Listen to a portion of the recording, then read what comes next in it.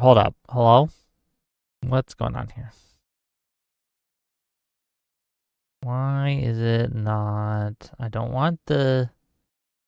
no. What's the problem here? I don't want...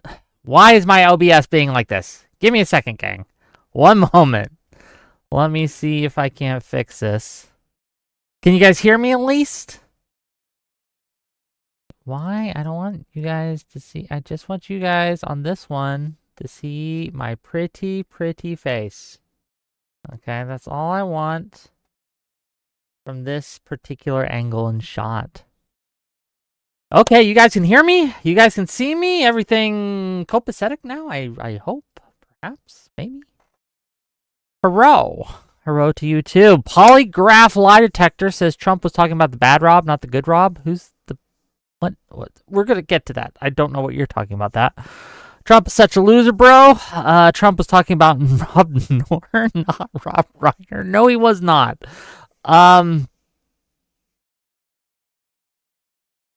Yeah, Trump is wrong, mocking the death of Rob Reiner and his wife. Rest in peace. That's what we're going to talk about today. That's the subject. Last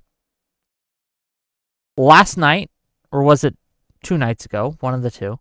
Rob Reiner and his wife were found dead, killed.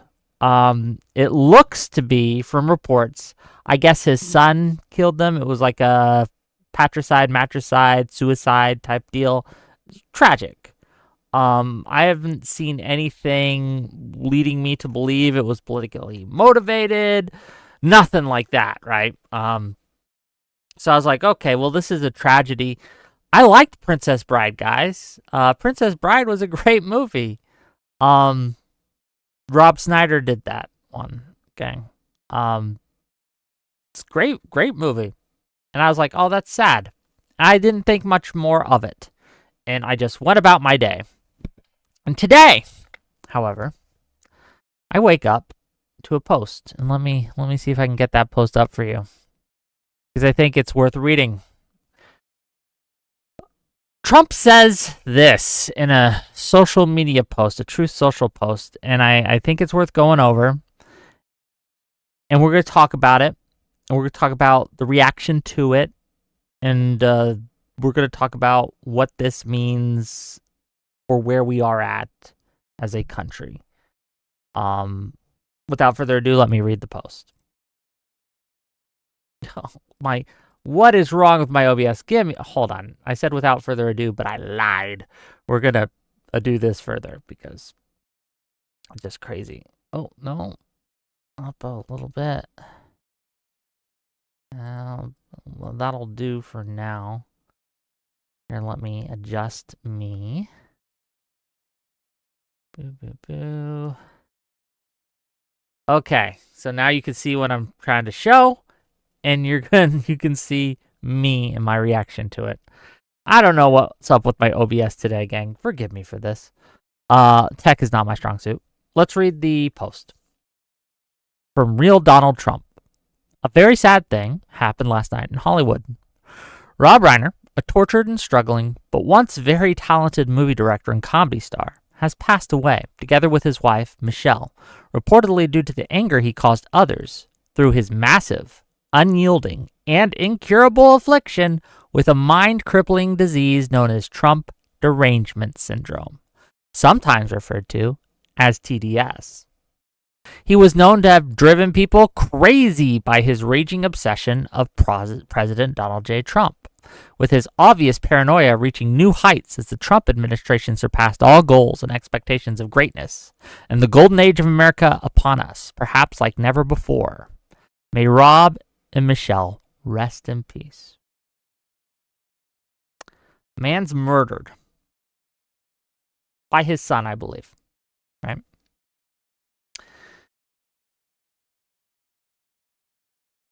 And Donald J. Trump, the President of the United States, takes this moment to remind you that Rob Reiner apparently died because he hated Donald Trump. Not because of his son going crazy or whatever, not because any of the things that actually happened, but because of Trump derangement syndrome, it drove the people around him crazy enough to kill. And that is what President Trump, our president, the president of the United States of America, wielder of more power than anyone literally on earth, has decided to say about this tragedy, this horrendous killing.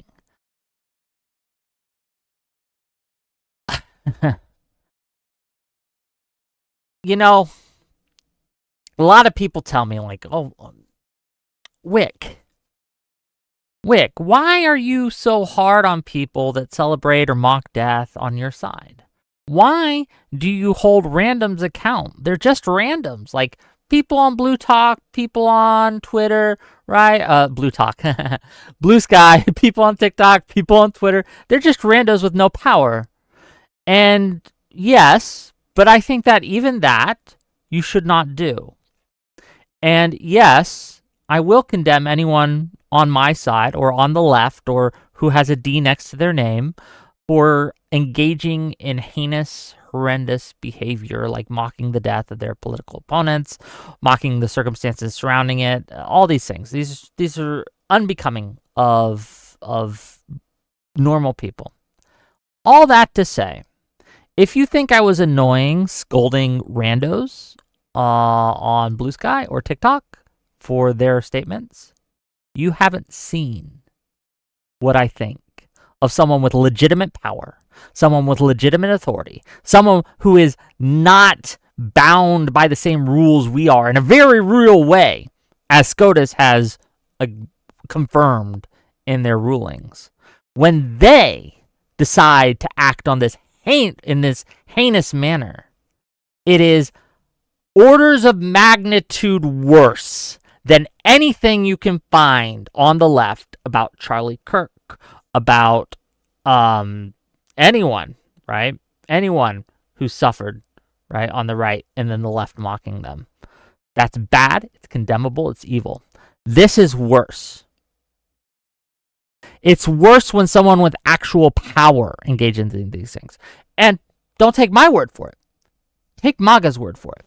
One of the excuses they made when they were canceling people for mocking the death of Charlie Kirk or making disparaging remarks about Republicans in the wake of a tragedy that targeted Republicans was, these people are doctors. These people are lawyers. These people might represent you. These people have control of your health. We trust them with the health of our bodies and things like that. How can we trust them with this if they think of us like inhuman people, right? If they think of us in this manner. And fair enough. That's a fair point. But that point carries on and carries over and grows when it's the person who is the president of the United States, the leader of an entire political party, right? The leader of the free world, the leader of our military, makes statements like this. Do you think he's going to give a shit about what happens to you if this is what he's saying about Rob Reiner? Do you think he would hesitate even for a moment to just throw you under the bus if this is the kind of shit he's saying? And this shouldn't surprise anyone. This isn't a one-off comment. He wasn't drinking like Hegseth. Him and Hegseth weren't hitting the bars and he got a little intoxicated and he just spouted it off, right? That's not that. This is a recurring pattern of behavior. Again and again and again that this happens, and they're using it, right? They're using it to dehumanize everyone who speaks out against Trump. $2 from Nick Costanza says, kind of makes Destiny Take seem more reasonable, eh? No. I don't want to spend time much today putting a pin in this. Their ghoulish behavior does not excuse your ghoulish behavior. And this is here. I was going to wait, but I think it's important. Let's see if I can cover up the name on this. And I want you to tell me, oh man, I don't think I can do this correctly. Maybe I can. Is this Destiny or is this a MAGA guy? Can you tell? Yes, it is. The tit-for-tat retaliation is the only way you prevent unhinged, asymmetric escalation of violence, which is what happens when you just let them gouge both of your eyes out and extract no political price to them for doing so. Punish to reduce antisocial malfeasance. Is that a Destiny tweet or is it a MAGA tweet? Try not to look at the other context clues. But you get my point. Like, this is a word for word Destiny tweet. This is Destiny's take. But you know what? It's from MAGA. MAGA is saying the same exact thing with the same exact justification, with the same exact flaws in their reasoning and their arguments. And it's not going to work. This tit for tat, does this make you want to back down? For those on the left who are reading this, right, and thinking, oh, wow, the right might tit for tat us. Does this make you want to stop doing what you're doing, to stop supporting the things you support? Does it? What effect does this have on you? It doesn't. It has no effect. It's worthless, right? This idea of tit for tat, it's a worthless idea because it does not work. When the rubber hits the road and you take things out of theory and you see how it works in practice, tit for tat's how we got here and how we're going off the cliff. It's not what will save us. It's not what will stop this all from happening. The right is saying that the left is tatting and they're just titting, and we're saying that we're just titting and they're just tatting. It does not matter, right? The way you stop egregious behavior like this is by stopping egregious behavior like this. The left is far less bad than the right. Yes, 100% every single day. But that does not excuse us when we do bad as well. But I'm not here to scold the left today. But you did pay for the comment, and I did want to respond to it. And I did want to take the time to point out that, again, we aren't. Their ghoulish behavior does not justify our ghoulish behavior. It just does not. The fact that their ghoulish behavior is coming from the President of the United States is orders of magnitude worse than some Twitter rando or some Blue Sky rando. And I think that's important to push as well. Because I'm getting blackpilled and I don't want to. Does that make sense? I am getting angry at how my faith in our nation and the people of our nation is waning. It is. And it's responses like these. And it's this idea, because again, this is what many on the right are using as justification. They're saying, we don't care about what Trump is saying here because you said something bad about someone we liked. It's horrendous reasoning. But the tit for tat isn't getting us to victory where they just pay consequences and stand down. Of course it's not. It never was going to do that. It never will do that. What it will do is create something that we can observe, something that's historically accurate, called the politics of vengeance, or scientifically, I guess, called reciprocal radicalization, where each side uses the tit for tat of the other side to justify their escalation, their continual escalation to get worse and worse and worse. And we are seeing Trump, Miller, and that whole administration, MAGA as a whole, that is their driving force. It's why they're so bad at governance as well. It's why they can't get actually anything accomplished. It's because instead of trying to help the American people, they're busy getting vengeance. They are the politics of vengeance personified. They want retribution for real or imagined crimes. And let me tell you, ladies and gentlemen, these are imagined crimes. Here is an example. Okay? Today, Clay Martin, 6 hours ago, says, what did Rob Reiner say when Trump was shot? Some of you think we're still playing by civilized rules.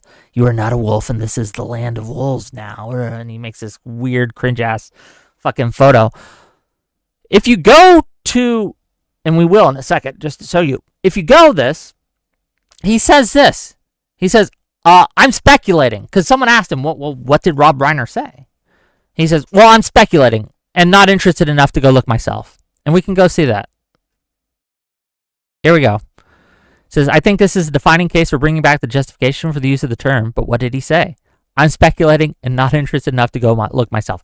Once again, he's saying, what did Rob Reiner say when Trump was shot? And he uses this as justification to say, we're not playing by civilized rules anymore. I'm not going to be civilized because look at what they said about Rob Reiner, or look at what Rob Reiner said about Trump. Okay, what did he say about Trump? I don't know, but I'm sure it was bad. That's the level. This is where we are at, gang. This is the stage, okay, of where we are in this country. I don't know what the other side did, but it must have been bad enough to justify what I want to do to them.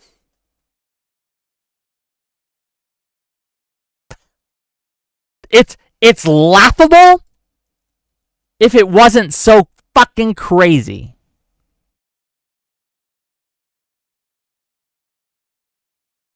It's laughable if it wasn't so fucking crazy. Debate board says, Wick is delusional enough to think this is something unique to the right, or that the right is worse than. The right is absolutely worse than. You want to know the difference, gang? Do you want to know the difference between the right and the left on this? Okay, and there is a difference.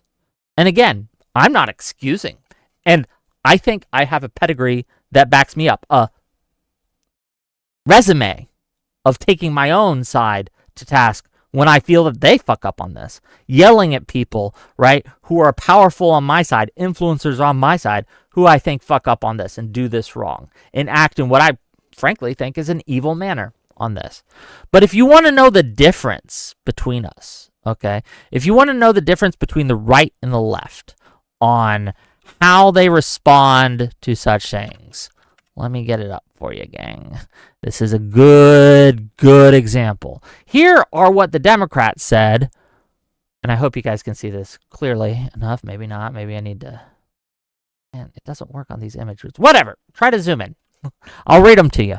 Barack Obama, when Kirk was shot, said, "We don't know yet what motivated the person who shot and killed Charlie Kirk, but this kind of despicable violence has no place in our democracy. Michelle and I will be praying for Charlie's family tonight, especially his wife, Erica, and their 2 young children." Contrast that to what Trump said, which is, Michelle reportedly, Rob Reiner has passed away together with his wife due to the anger he caused others through his massive, unyielding, incurable affliction with a mind-crippling disease known as Trump derangement syndrome. That's the difference. I can keep going. Joe Biden says this: "There's no place in our country for this kind of violence. It must end now. Jill and I are praying for Charlie Kirk's family and loved ones." Contrast that with Trump. Again, he reportedly, due to the anger, he died due to the anger he caused others through his massive, unyielding, incurable affliction with a mind-crippling disease known as Trump derangement syndrome, sometimes referred to as TDS. That's the fucking difference. I can keep going. There's dozens. Okay? Mehdi Hassan. Horrific news out of Utah. I hope Kirk and anyone else affected are okay. Political violence and gun violence is never acceptable, excusable, or justifiable. Contrast that to what Trump said. I can keep going all day. Again, he died, reportedly, due to the anger he caused others through his massive, unyielding, incurable affliction with mind-crippling disease known as Trump derangement syndrome. Cenk Uygur. What happened to Charlie Kirk is one of the worst things that has happened in American politics. My heart goes out to his family. Fuck whoever did this. Not only is it deeply tragic by itself, but we are now all in danger. Violence is always wrong, and it's intellectual surrender.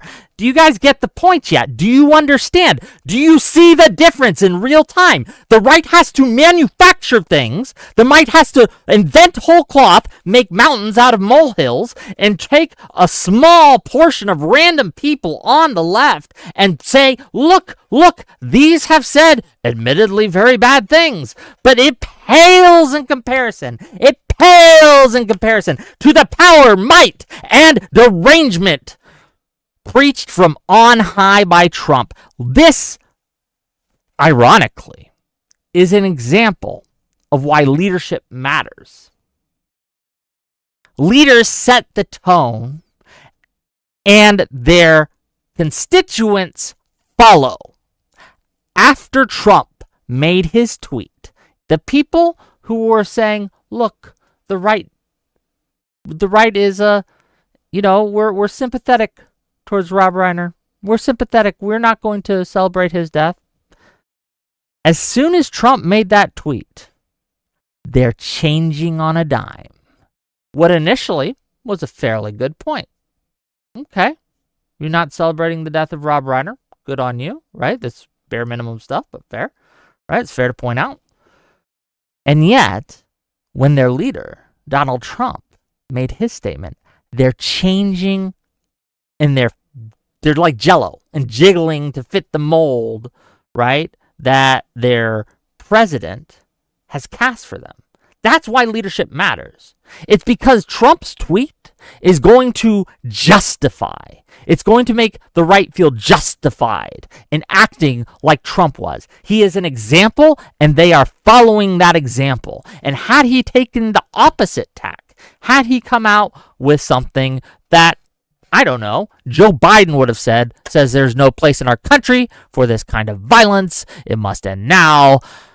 Melania and I are praying for Rob Reiner's soul, or something like that. Then, like little lemmings, like little Jellos, they would have followed their leader's example. And that's why leadership matters, is because there's a large portion of people who will follow the examples of their leaders. And why, yes, we do have a problem in this country with people celebrating violence on both sides. It is far worse when it's coming from the White House, from our political leaders like that.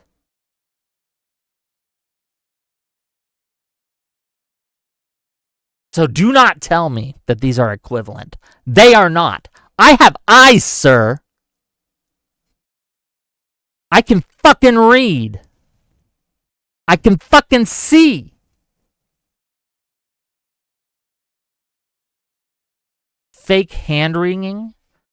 Do you think my hand-wringing about this is fake? Do you think it's fake that I'm morally outraged at people making light of death? This is something I've held my own side to task on. I promise you, it is not fake.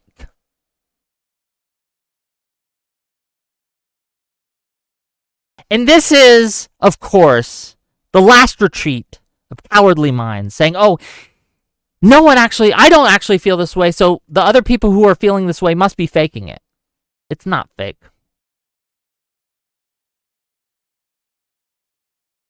I never fake it, ladies. Okay. Never fake it.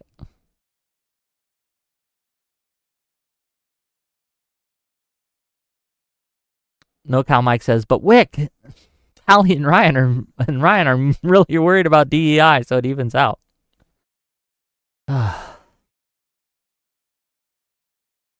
We are in, our country is probably in one of the most partisanly divided times since the 60s. Okay? It's not the most we've ever been in history.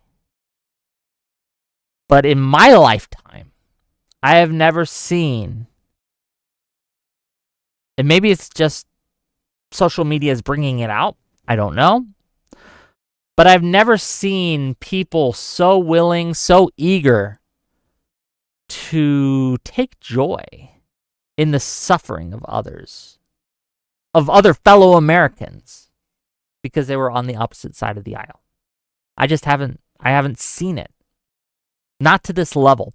And again, one of the reasons that it has so grown,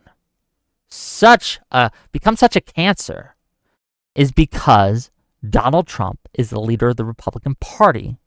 And from the fish rots from the head.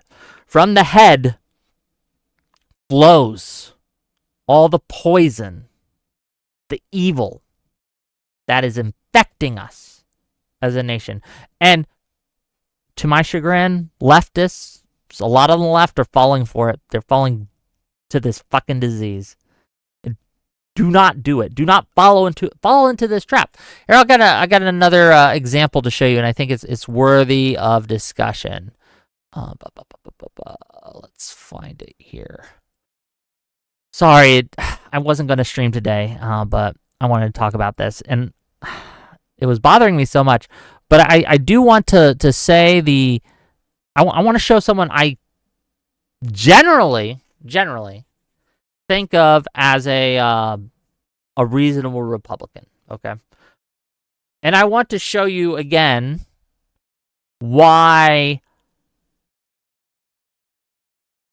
even reasonable Republicans are falling to this kind of disease and this sickness. So this guy, I follow him and I see him tweet, and I disagree with him politically, but he's usually fairly level-headed. I've seen him call out bad behavior on the right before, so I'm like, okay. Someone who I can have a conversation with, someone who I could have like some back and forth with, right? He said something today which, one, lowered my opinion of him greatly, and two, I think is a good example of the kind of evil that we are dealing with this in the country. And I think it's worth looking at. It's not lactoid, don't worry. Because previously this guy had posted something like, oh, I don't like what Trump said. But then he says this in a quote tweet. He says, okay, that does it. I've changed my mind. I don't really care what Trump said anymore. And he says it in response to this guy, Peter Twinklage, saying, imagine if the reaction if a Democrat had spoken this way about Charlie Kirk. And this, I guess, flippant comment so enraged the Ebony Maw here that he decided that, okay, well, if they're going to be bad, or they're going to say something that I find slightly offensive, well, I don't give a shit, then I can be offensive too. Then it justifies me not caring about evil on my side because someone on the other side said a bad thing. And because someone on the other side did or said a bad thing, doesn't matter if it wasn't as bad, doesn't matter if they weren't the president. I am now going to shed my moral snakeskin that I've been wearing and be okay now with my side doing bad things, because we need to do the bad things to fight the other side because they're doing the bad things. That is the disease that has crippled MAGA, and it is a disease that is crippling our country right now. That's it. The politics of revenge in a nutshell. This is reciprocal radicalization in a nutshell, right? They take an act that the other side does that we can disapprove of, right? And it doesn't matter if it isn't as bad or isn't is not worse than what the accusation of the other side is doing, right? It doesn't matter. It's fact that it's something negative at all, even if it's small. And they use that as justification in order to overlook or turn a blind eye when their people act worse. And it's this kind of psychology of, well, we have to do it because if we don't, the other side's going to win. That's what this is. And it's so insidious. It's so tempting, is it not? Because we all want to see the bad guys pay, right? I mean, look, American culture is built on revenge porn in a lot of ways. We all want to see people suffer who have wronged us, okay? And we're willing to overlook bad actions in order to make the other side pay. And this is going to destroy us as a country. This is going to literally destroy us as a country if we fall prey to this. The Democrats haven't yet. I mean, there are people trying to get them to, and I fight against those people as well. But the Democrats, at least the leadership, the people in positions of power, are setting, for the most part, a good example. And again, we can go read it. Barack Obama, Joe Biden. We can go to the thought leaders, right? With some exceptions, they're setting the proper example. These people are Americans. These people are citizens. We mourn their passing. Or at least they shut up and said nothing. If you have nothing good to say, just shut the fuck up. Just shut the fuck up. That's it. But again, we have a case where people are taking the bad actions of the other side and using it to justify their own bad actions. And Trump is the epitome of this, right? He doesn't even, if they don't find a bad action, and this is what makes the right worse, to be clear. If they don't find a bad action, or not a bad enough action, they will literally lie and make it up. An example. So there was another shooting over the weekend at Brown University. 10 people were shot. Maybe 11 people shot. One of those two. 2 died. Okay. And this is the kind of takes we're getting here. And mind you, there's no evidence that this is the case. But this is what the right is saying. They're saying they are not releasing the information about the Brown shooting because it was a political assassination of a young girl who ran the only conservative group on campus. She was murdered in cold blood by another radical left-wing freak. They haven't caught the guy. We don't know if this was targeted or not.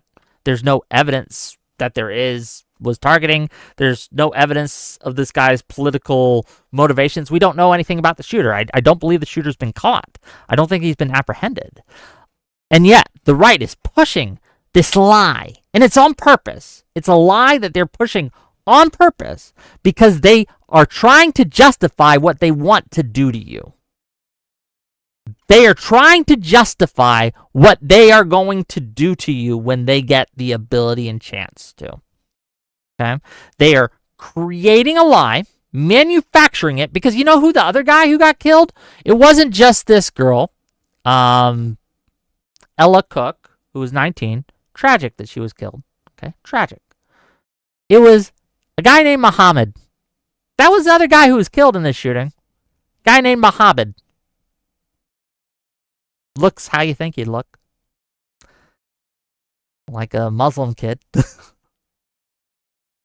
But they aren't mentioning that person.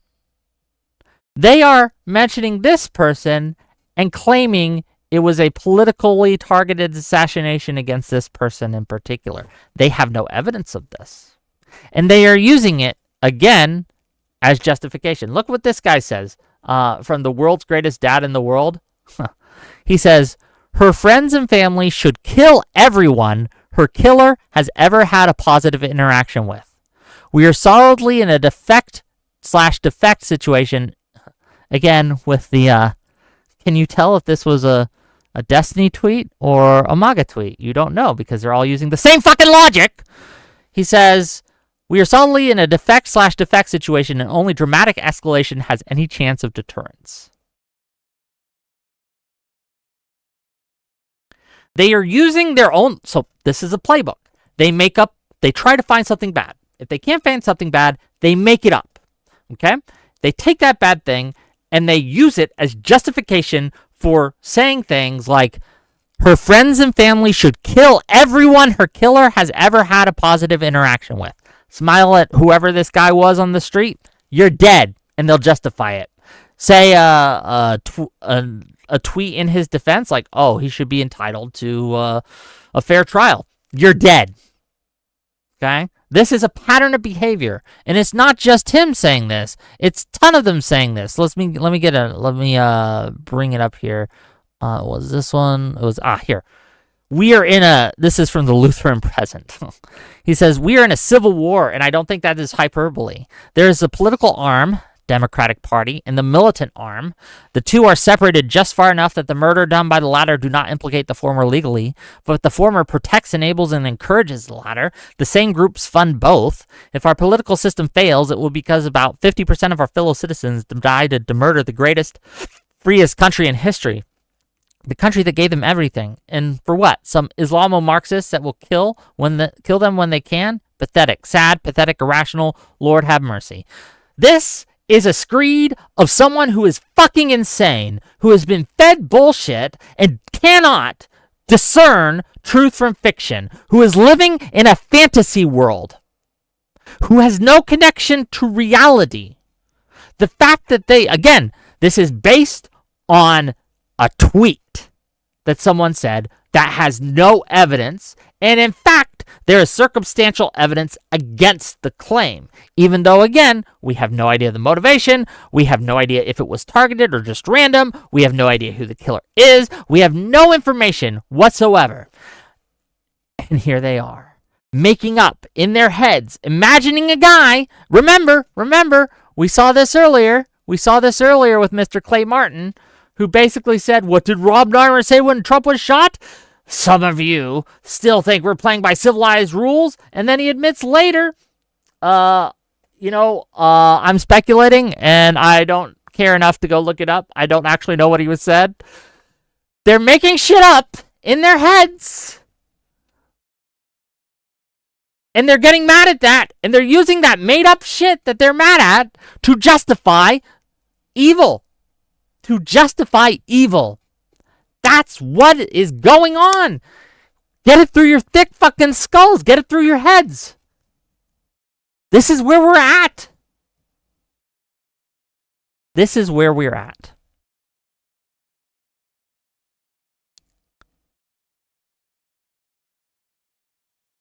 I can find more examples. Do you guys want more examples? They are out there. I can find you a ton.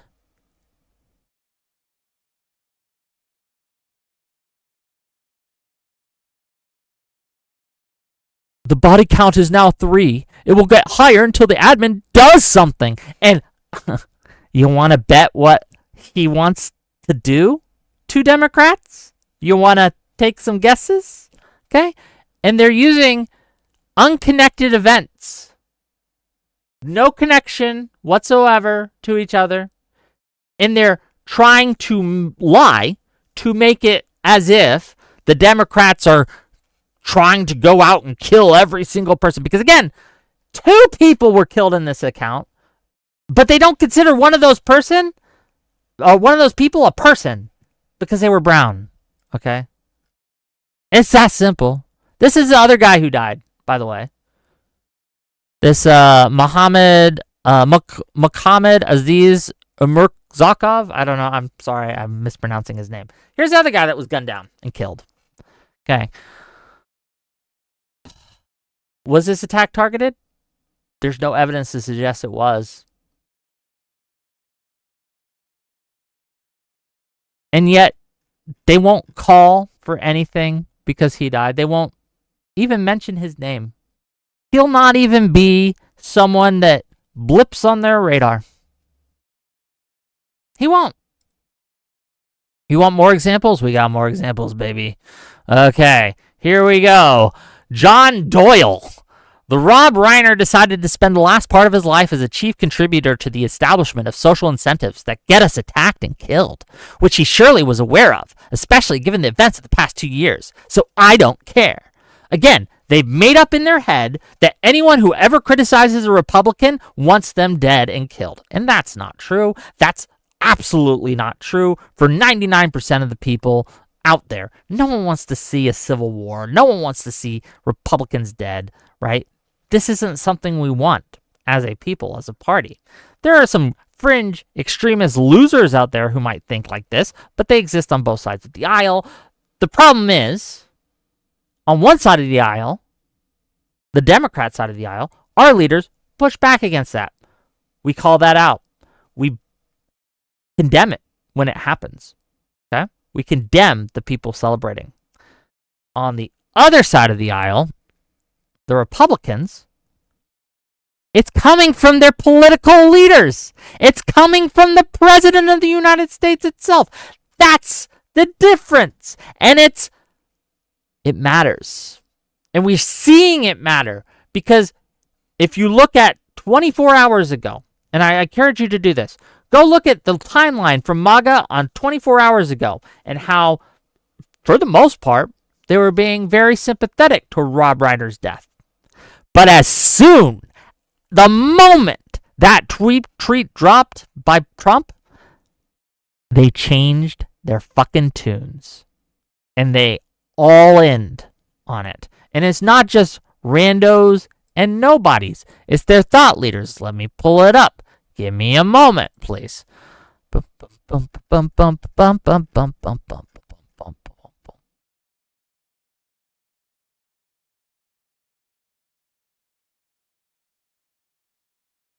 It was here. Did they delete it? They may have deleted it. No, here it is. I'm just bad at searching. Laura Loomer says, psychosis is a real thing. Rob Reiner had a level of TDS that likely exuded a level of craziness around those he spent time with. Many people with crazy kids have psychiatric issues themselves. You'll notice a lot of celebrities have kids with addictions, trans kids, gay kids, spoiled kids, kids who commit crimes, and kids who are totally deadbeat looters because many were raised to have no accountability by parents who subscribe to hardcore liberalism. Trump is right. Reiner himself sounded insane when he would speak. Imagine how crazy his own kids was. On drugs. We have a mental health crisis in America. Again, these people.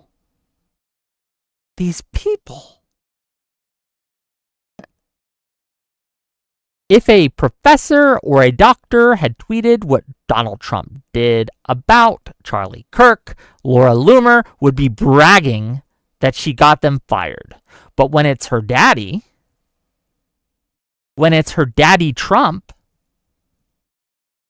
Laura Loomer defends it, justifies it, creates mental scaffolding to make it okay that he did this, despite raging against the other side for doing the same thing or less, right? And getting them fired, ruining their lives, hunting them down, doxing them, right? For much more tame comments than what the President of the United States did here. This is why it matters, is you have thought leaders on the right like Laura Loomer, like Jack Posobiec, like so many others, who are building this mental scaffolding of thought that right-wingers don't have to think about it. They could just follow the leader, right? They could follow this thought line, this thought train, right? And it justifies and allows them to feel less cognitive dissonance. We are living through a time in this country where we are justifying to ourselves treating the other side like less than human. Not to mention, not just not citizens or not Americans, not even fucking human. This is going to destroy us. This is going to tear us apart. Oh, did I miss something? I missed a super chat. Short Stack Goblin says, is Wick still ranting? Afraid of taking calls? Oh, or do I have callers? I'll get there. Yeah, I didn't even check. Thank you for reminding me. $10 from Fancy Teeth says, leftists are saying we want the right to back off. The right says we are at war, spiritually, culturally, structurally, technologically. To them, there's no wrong tactics and no wrong targets. Yes. To MAGA, this is increasingly being the case. You are just correct on that. Did I have callers? Let me see. I do. Let me get the callers in. Okay. Sorry, this is call-in, so if you want to call in, you can call in and talk to me. Let's bring on the first caller. I don't know the order you guys came in, so sorry. Hello, you're live. How long does it usually... Oh, hey, how you doing? Hey, what's up? Not bad. I'm a little nervous. I haven't really jumped into your stream before, but I'm looking forward to maybe interfacing with the political community a little bit more. And I honestly didn't really have anything in particular I wanted to debate, except for that one thing, the little anecdote that you said just a few minutes ago, where you were reading out a comment on a Twitter feed, and it was you can't distinguish this from DGG insanity versus MAGA insanity. And Amy thing where I said this is the exact logic that Destiny and Co use. I bristle with that a little bit. You should. I'm holding up a mirror. Yeah. No. I'm saying that I think your analysis and your comparison is flawed, is what I'm trying to say. Go ahead. Make your argument. What do you think? My argument would be simply this. What do you think Destiny's stance on it is? Because I haven't watched Destiny in a while, but I remember him saying and reiterating that he is not for political violence. What's the comparison here? I mean, He is for, however, escalating things, much as, again, Amy didn't call here, and let me bring it up so I'm sure, doesn't call for an escalation of violence, right? She calls for, right, this kind of, and she's vague about it, to be clear. She's super vague, so you can read into it violence very easily. But many of Destiny's comments on my show have been the same, where he's very vague about what he wants to be the accountability and how he wants to escalate, and allows people to read in comments about. Oh, sorry. Say that one more time, please. Yeah. No, he's always talking about, whenever he's pressed, he's like, come on, man, don't make me Fed post. Don't make me Fed post. So it's like, I mean, he's got plausible deniability, but yeah, no, still. So that's basically the same. My argument here is that, like, this idea of tit for tat will lead to a better outcome than us simply nixing that on both sides or on our side and let them go crazy, right?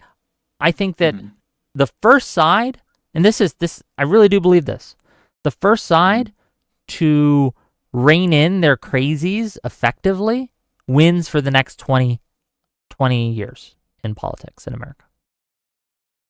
Could you say that in a different way? So you're saying that the first side to utterly regulate and get control over their fucking crazy sides, right, wins for the next 20 years, because people in America are tired of the crazy. They don't want crazy. Okay, actually, I think this will be fun, because I think I disagree with you, and I guess I'll be a sort of a Destiny stand-in, if you will, with none of the charm or any of the ability to debate. But I mean, I'll try my best. Wish me luck. But to your point, I don't know if that's true, and I want to go back to the comment that you said about. Sorry, I just lost my train of thought. Me and the boys backstage were talking about the fact that fucking all it took, and you mentioned this too, all it took for all of the right-wingers to galvanize and to swarm like piranhas towards the left-wing people on Twitter was one truth from Trump that made it so that all of their optics from, the Rob Reiner, I'm so sad that he died, it switched on a dime. That, I believe, that betrays your argument and makes it so that it just makes it seem like everything you just said was wrong, and that let me explain the difference. Our love right? for the crazy. We're going to maintain our love for the crazy. Yeah, go ahead. Yeah, let me explain the difference to you. Okay, so the person I cited is a talking head. It's not the general electorate. They're not representative of the general electorate. They're representative, as I said, for what I consider to be reasonable MAGA, right? And they're few and far between. And obviously, my opinion sense of this man has lowered since he made that comment. But that is an example of what I consider reasonable MAGA. And I brought that up as an example to showcase how even reasonable MAGA are falling prey to this disease. That is a separate category from the general electorate. The general electorate, as much as MAGA would like you to think that they are, is not MAGA. The general electorate, they put up with MAGA. They voted for MAGA in this last election, not because they liked them, but because they thought they were better than Kamala Harris, who, again, no one voted for to be our nominee. She just got put in there in a weird situation that is pretty unique in politics. I'm sorry, I don't understand what the argument is here. If and I don't. No, I'm just explaining the difference. That the talking head. Well, I don't know if there is a difference, because the talking heads are like the facilitators of right-wing thought, and anything they say comes from Trump. Okay, well, let me ask you this. Yeah, go ahead. Yeah, let me ask you this. Do you think that that we exist in America where there's left-wing thought and there's right-wing thought, and that's all the thought that plays into our electric system? Functionally, it's looking kind of like that, yeah. Okay, well, that's not how traditionally, right, our politics has been won. We don't win by appealing to right-wing thought or left-wing. Right-wingers don't win because they appeal to right-wing thought, or left-wingers don't win because they appeal to left-wing thought. in that happens in the primary. That's true in the primary. But when it gets to the general election, they all run to a thing called the center. And they do it because they know that traditionally, and to be clear, the Democrats are winning so much right now that it might not matter in this coming election. I'll just grant you that. That's how it was before. But they are Trump looking for the undecided, low effort person who votes and who doesn't really know much about politics. That's a functionally different thing. And I'm telling you, knowing a lot of these people in my real life, that the shit that they're seeing where people celebrate Charlie Kirk or people are the president celebrating this Rob Reiner thing, they don't like either of this thing. And the first side that they think can successfully keep their crazies in check are going to get their vote. And the people who get their vote win the election every time. No, it doesn't seem like that at all. It seems like... Why doesn't it seem like that? Can you give me an example where it wasn't like that? Here, let me organize my thoughts for a second. Take your time. So, it's like... It's tricky because everything you're saying would be true if it wasn't for Trump.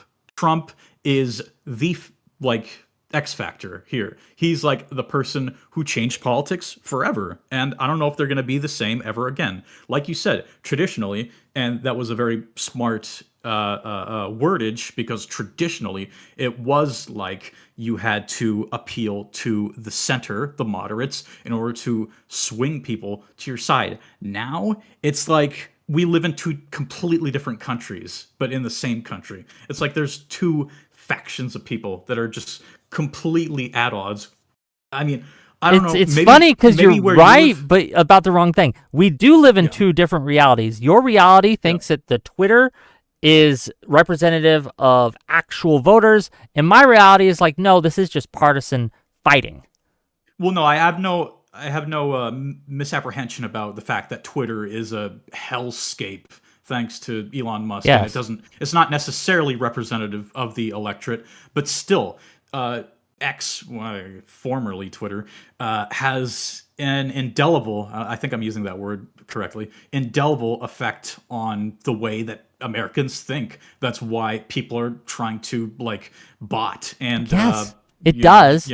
But I would argue that people are being negatively polarized by what they like. The tweets from the White House where they're celebrating where they did this ASMR of deporting illegals or whatever. Oh God, it's insane. That was again, they were appealing to try to push the Overton window, but my argument to you is that it has had the opposite of their intended effect and has negatively polarized a lot of the population against them. And I would point to the evidence of this, of their trailing poll numbers in all of these categories, not just immigration, but the economy and I think you're betraying a correlation. I don't think there's a correlation between... I mean, there's a correlation, but I don't think it's causative. I don't think the fact that what was it? The Department of Homeland Security posted insane fucking shit on Twitter. I don't think that is what's causing the not if that was the only post that they had ever made, and it wasn't indicative of also the actions that they're doing, you'd have a point. But it's just one more straw on a heap of straws that, in each one matters, to be clear, that is breaking their back electorally.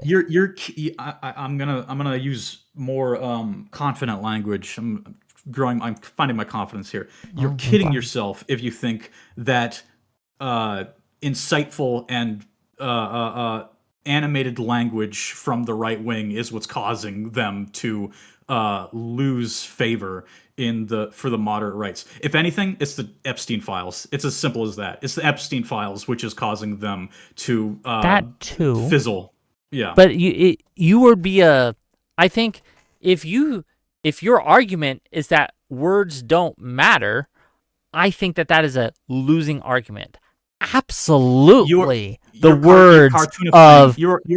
You're cartoonifying my argument. My argument is your argument cartoonifies itself. I'm simply framing it in a proper way.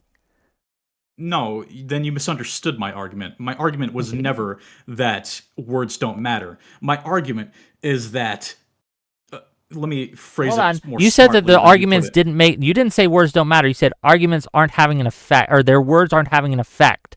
And I would posit to you that the they're words have bombastic a huge tweets. effect, or a sizable effect. I'll tone it down from huge, but a sizable You, effect you on what the electorate no, no, no. thinks. You're kidding yourself if you think that Trump supporters are starting to I don't care about regulate Trump now. supporters. I care about the center.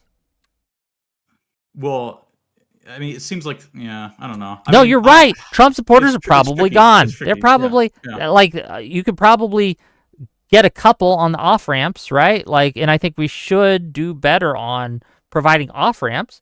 But I think that he can have, even if every Trump MAGA guy voted, and then everyone who wasn't Trump MAGA voted against them, we would win in a landslide. I think that you've fallen for MAGA propaganda and assume MAGA is much more representative of the electorate than it actually is.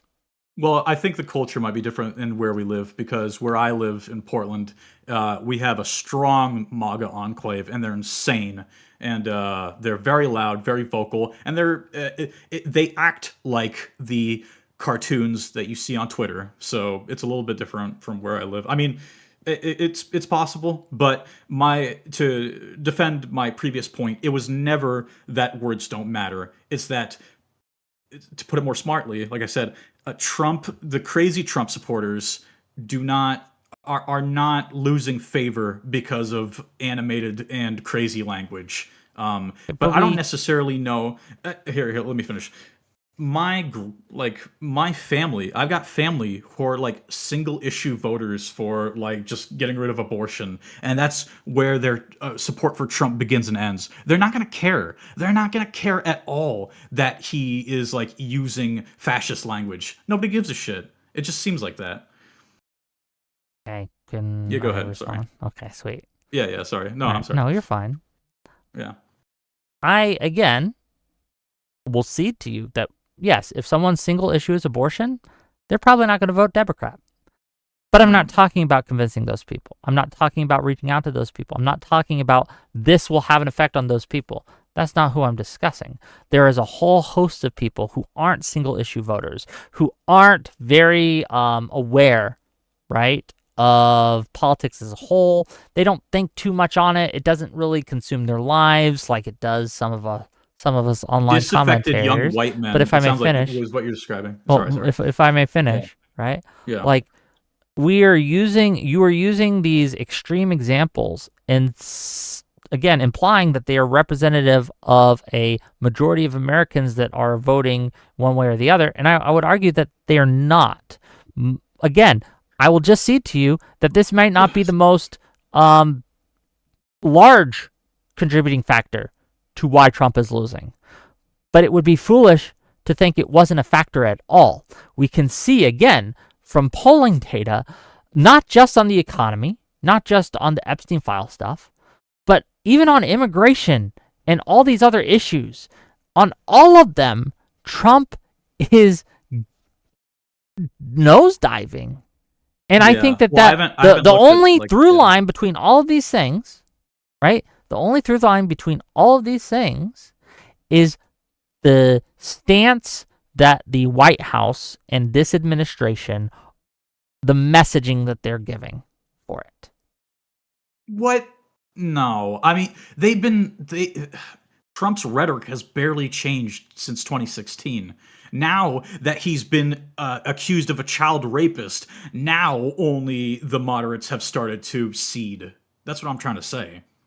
Okay, well, they were starting to secede much before that, and they're still seceding, and they're continually seceding. I would posit to you that the only reason that Is Trump that true? won. I mean, Hold on, if yeah. I may, I will Yeah, posit go to you ahead. that the only reason that Trump won in 2024 was because of a fluke, right? In a normal election, he doesn't get past go.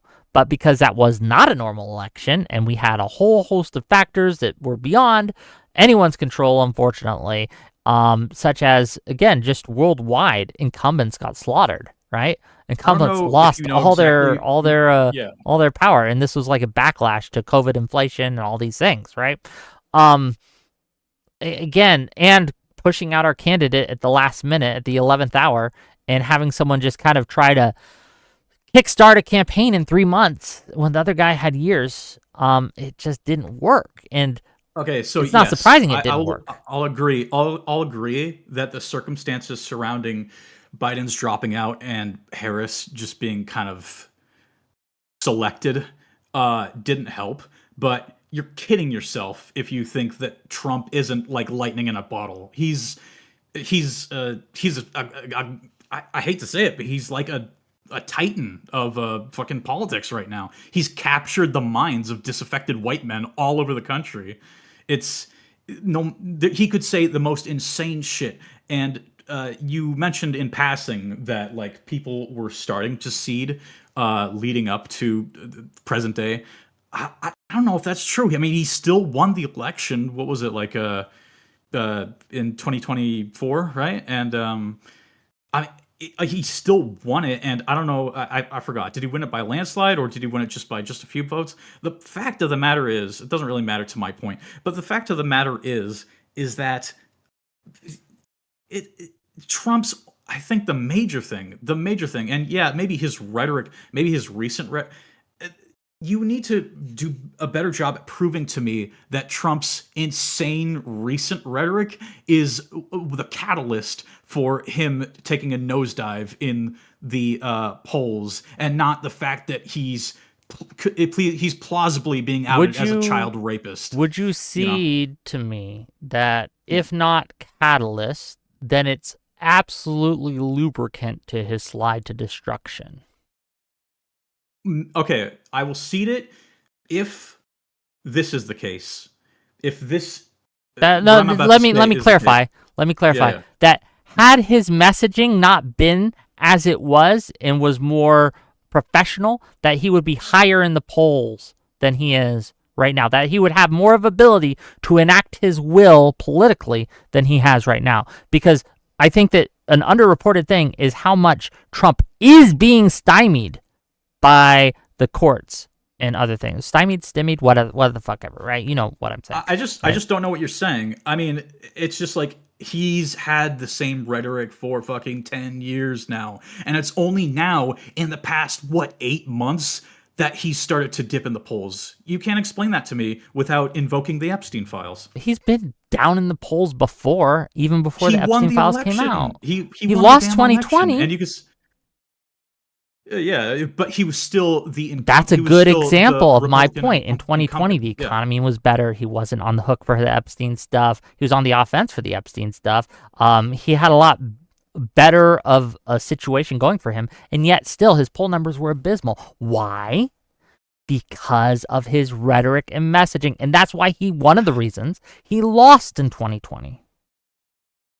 I don't know how much I mean, I'll have to take your word for it. I'm just trusting the fact that I'm just taking you at your word that he's like slipping, he's going crazy low in the polls.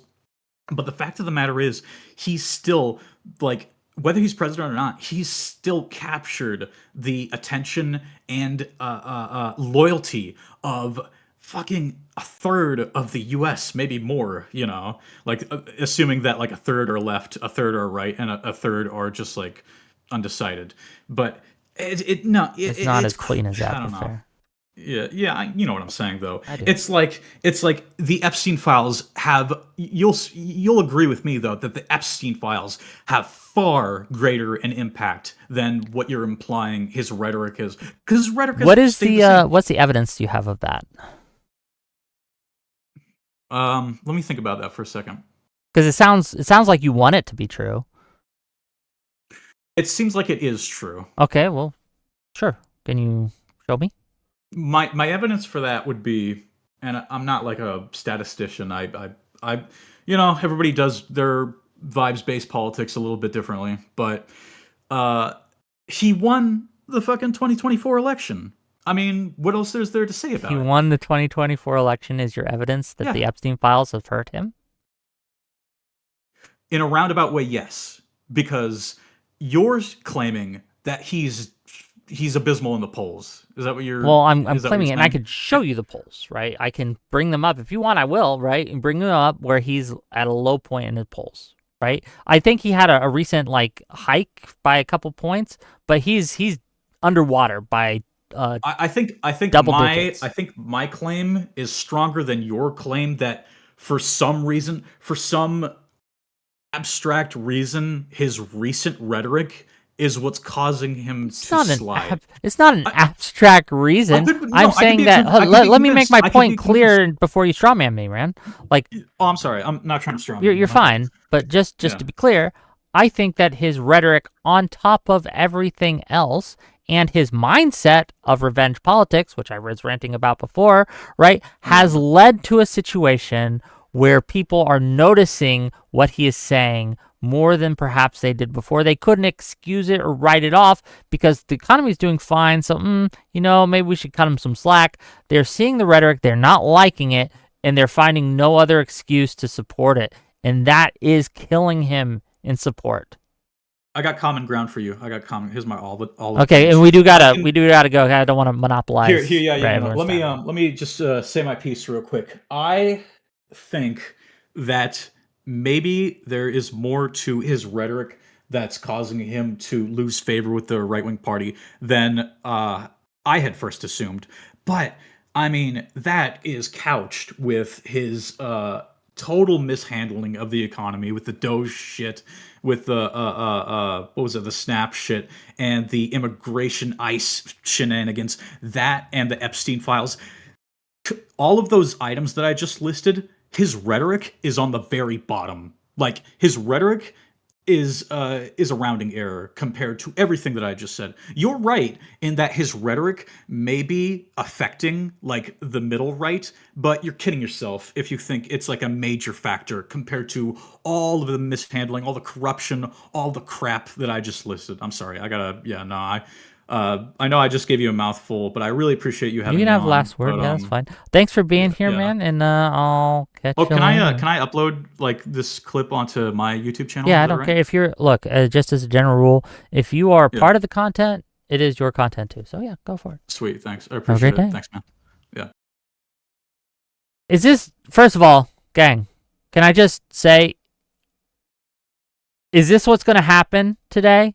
I made a comment in my rant about how bad Trump and the right and MAGA are right now, that I made a comment like, oh yeah, and this is why Destiny stuff doesn't work.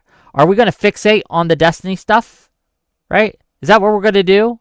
That we're going to take all the wind out of the sails of the criticism I have for Trump and fixate on the one thing I said about Destiny? Is this what we're going to do today? We can. I don't mind it. I'm just saying, like, really? Really? That's what we're gonna do? That's what we're gonna do? Okay, whatever. Let's bring on the next guy. Hello, you're live.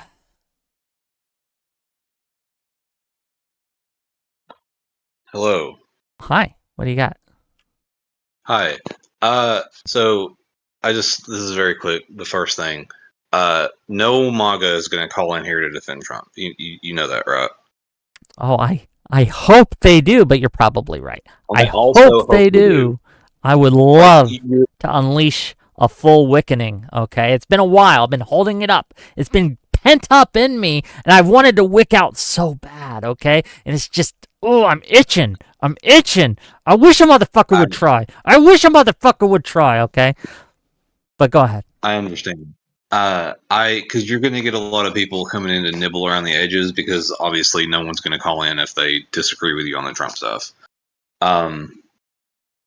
Trump stuff being the thing that Trump has just said. So, I don't have, this isn't retreading old ground, I don't think, though it is related. Do you remember what Trump ran on his first term? 2016. Drain the swamp, lock her up, drain the swamp, lock her. Yeah, that's very revenge. Build the wall. That one too. But the lock her up and the drain the swamp is very like revenge politics, right? In a way, yes. This has always kind of been the seed, but it had It had well, I think you could just see to me that Trump 2 is a far different beast than Trump 1. Yes. I would agree that it is. Do you think that a normie would think that he is? Yes, I think the normies are seeing this 100% as, whoa, we thought we were getting Trump 1, but this is Trump 2. That's crazy. I think the normies Yeah. are seeing this because I would point as my evidence to this, I'd point that his poll numbers have dipped far faster than they did in the first term. And I would also argue that, again, people are just running away from him much faster and he's just less politically efficacious this time around, right? Yeah. So a big part of my thesis right now for this short call that I'm going to do, this content that I'm creating, is like the voters like knew that Trump said out of pocket shit when they voted for him both times, right? That was part of the package. So To an extent. I would also say that in general, Democrats and as an extension, the left, like when our messaging is based in morals and based in like outrage, like it's, the shit that they're saying is outrageous. I don't think that that's been effective. I think that you get a lot of like Piers Morgan eating yogurt on camera when you go that route, right? Like they just flaunt in the fact that they don't care about alligator Alcatraz. Okay. So I don't think the messaging should be, Trump is saying this ghoulish shit. Okay. Because I don't think that Trump as a ghoul has been effective, even though he is consistently shown to be a ghoul. Unfortunately, if your argument is that I actually probably agree with this. The argument shouldn't be that Trump as a person is bad. I think the argument should be Trump is incapable of governing and he's bad, right? But we should lead with he's incapable of governing. It's like a 1-2 punch kind of deal, right? You've got to set it up to knock him out, right? I think we need less of a focus on one of the issues that we've had when combating Trump is the general electorate tends to not like hypocrisy. And when they see the left engaging in some of the same behavior that we're accusing Trump of doing, again, I'm not saying that they're equivalent. I'm saying that it's being made out to be, and the perception is by certain quarters that it has been. In Trump 1, for example, right? And when Trump had done egregious things, but far less egregious, okay? People were like, oh, well, it's kind of, why should we listen to hypocrites? The issue that they're having now is that Trump's words and his actions are lining up in a way that paints a really hard to ignore picture. And I think that if we tie these two things together and then we message like, he said he was going to put money back in your pocket. Check your wallets. Do you have more money now or less, right? Are things more expensive now or less? Trump said his tariffs would bring back jobs. Are they? No. And I think that if we tie, again, things he said to things he's done, I think that is the most effective lines of attack. So I think that there is too much, because the thing is, like, I remember watching on like Jubilee and stuff, someone would say that like there was one guy that was like, my finances were really difficult during Biden. I had just bought a new house and it was like things were kind of tight, and it's like, brother, you bought a new fucking house under Biden, right? So it seems like there's a significant portion of the population, including a lot of normies, that have these, like, they're going to lean certain ways on the economy based on like other intuitions, and they're going to make excuses, right? I think any concept that we work with here, if there's too much fuzz, if there's too much like room for noise in what's happening, because it's like, I did better during Biden, but also got like a bunch of raises during Biden that might not have anything to do with what Biden was doing, right? Like I can't draw the line from like my finances to Biden the way that I would like to be able to do, like for communication's sake. I think a much clearer. Well, let me ask you. usage- This is related, but it's going to seem tangential. But bear with me.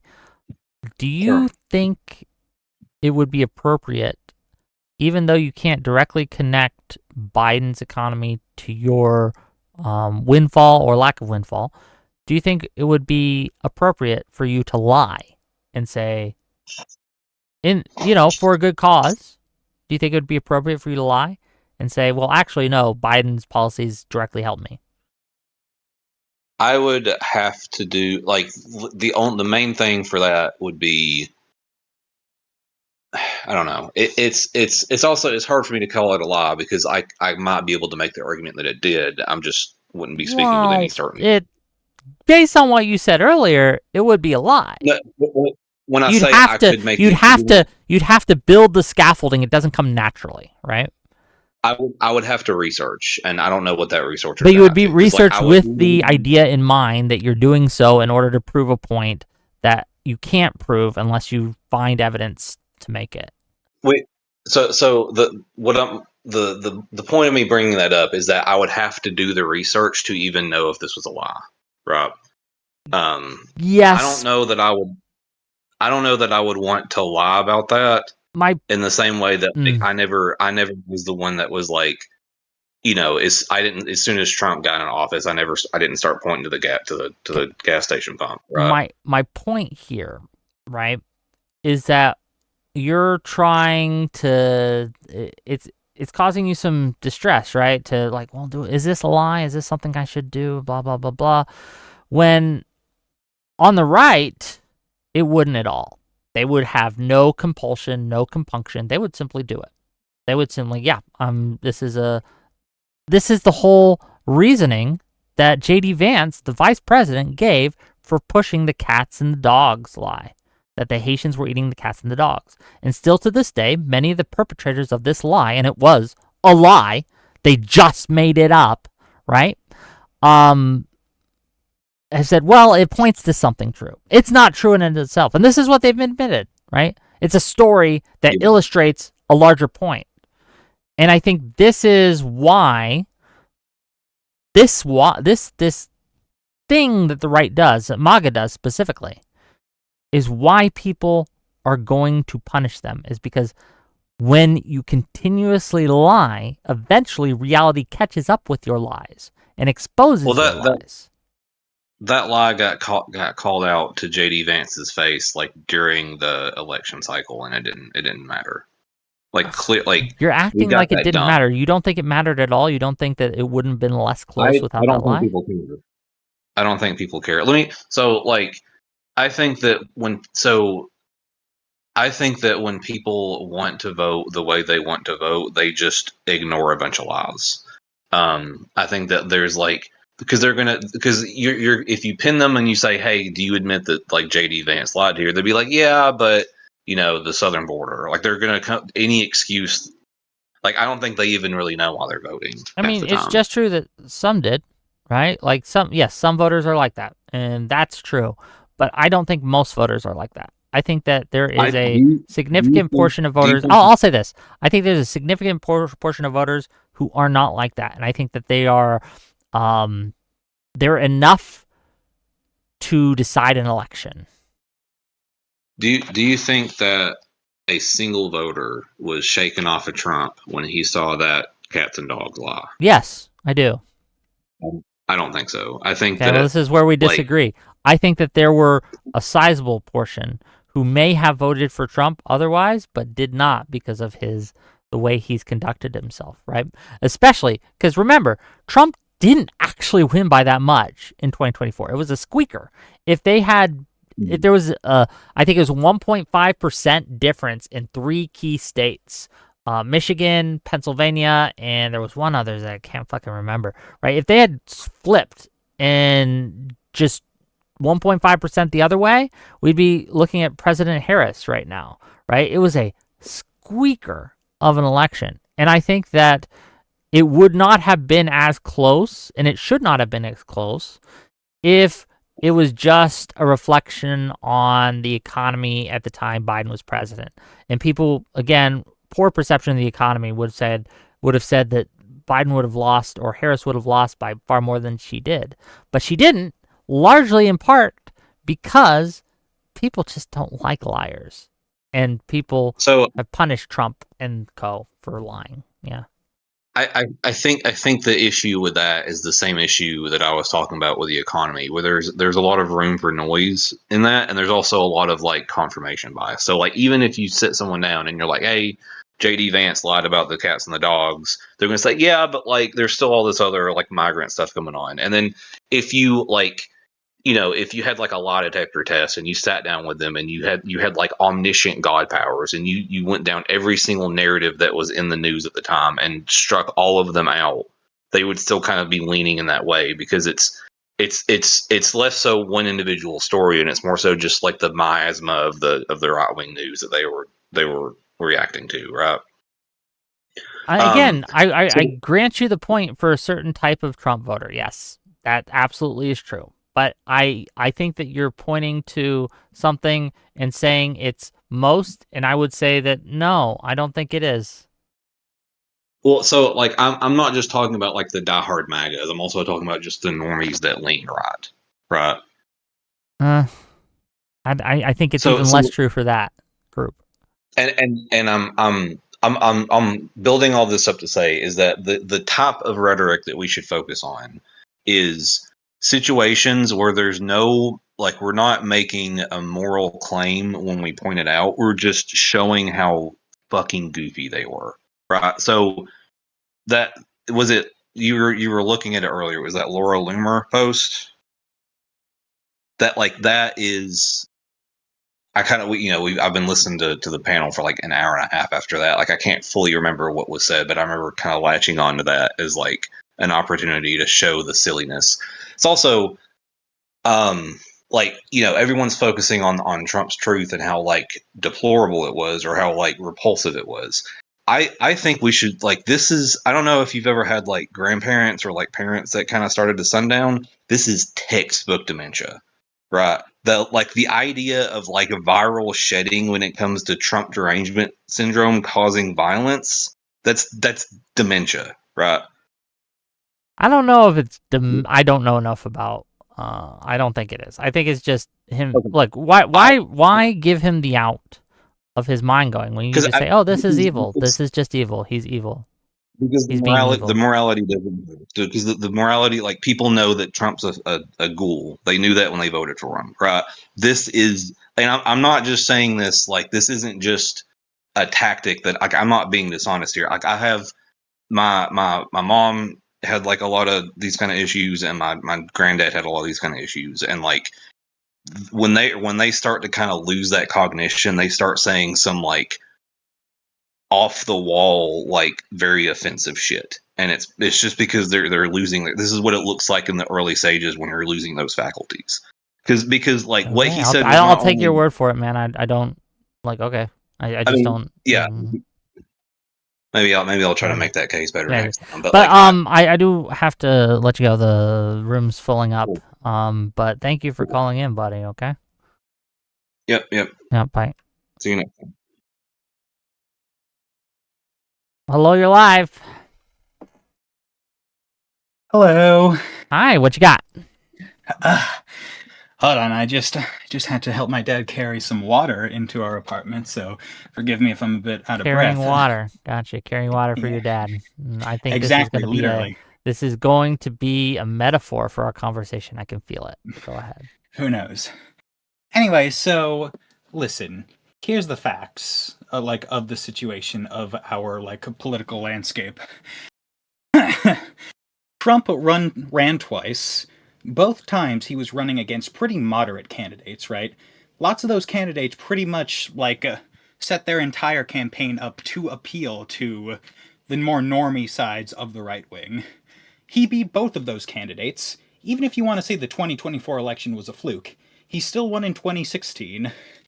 And he's still, at the end of his term, in 2020, right, before he was defeated, he did some insane shit, right? He did the insurrection, he did the gutting of Roe v. Wade. Well, he did. So To be clear, he did the insurrection after the election, right? Like the election was over, and then he did that. But no, but that was but that's what I'm saying. Like that was pertinent in 2024, right? Because that was post insurrection. And so the point is that you say like, oh, there was a fluke, there was the, switcheroo with Kamala and Joe Biden. Sure, but there were also flukes working against Trump and the Republicans, mainly the fact that, he tried to pull an insane insurrection.